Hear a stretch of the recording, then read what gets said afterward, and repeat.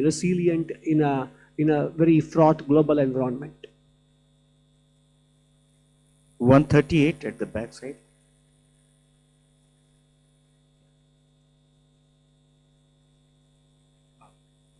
I'm Rishabh with NDTV Profit.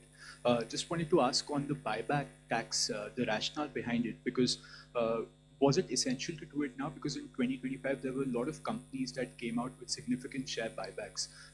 Also because, and also do you foresee some sort of a reduction in buybacks?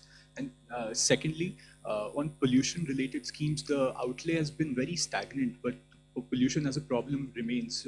Is this not a policy priority for the government now?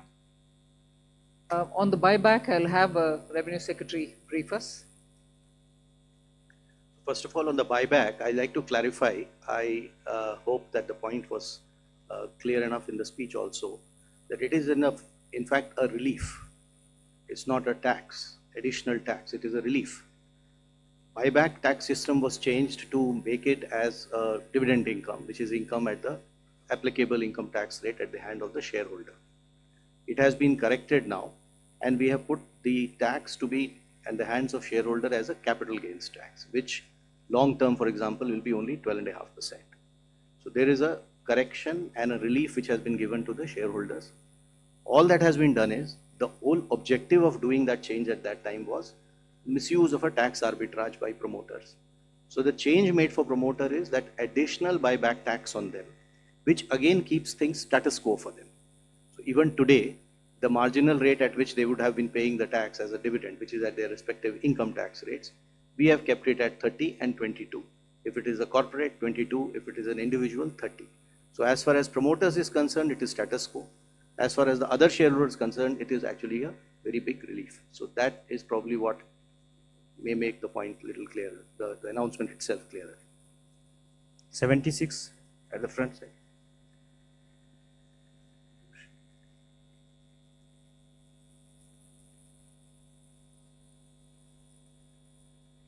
So pollution is a priority with government, and not everything has to appear at the budget speech is how I would put it, ma'am.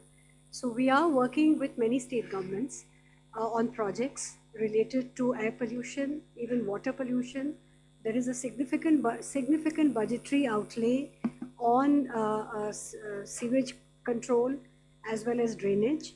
And as it was noted, you would have seen the Finance Commission recommendations also.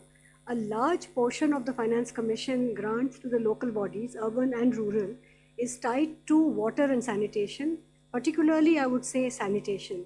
So pollution of all kinds remains a top priority, and there are different ways in which we are trying to tackle it. Hello, ma'am. Ma'am, I am Monica from Business Standard. Ma'am, I have two questions. Ma'am, I have two questions with regard to customs.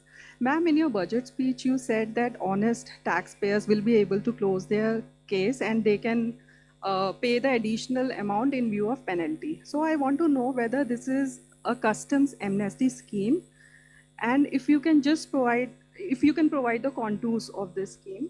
And also, ma'am, economic survey flagged the need for convergence between transfer pricing, which comes under income tax law, and customs valuation. But there was no mention in your budget speech. So is there any such proposal being considered by the government? Both on the direct tax and the indirect tax, this is not an amnesty scheme. This is essentially an offer given to the honest taxpayer who would otherwise, when he gets to know that he has to pay the duty, he will like to pay it. But because our laws require him to also pay a penalty on that, the negative connotation associated with being penalized, which he has to obviously disclose at some point of time, does create a situation for him or an incentive for him to rather dispute the duty, even though he may not want to do it. So the window that we are giving to the taxpayer is that you will, if you are willing to pay your tax or whatever is the duty, instead of penalty, the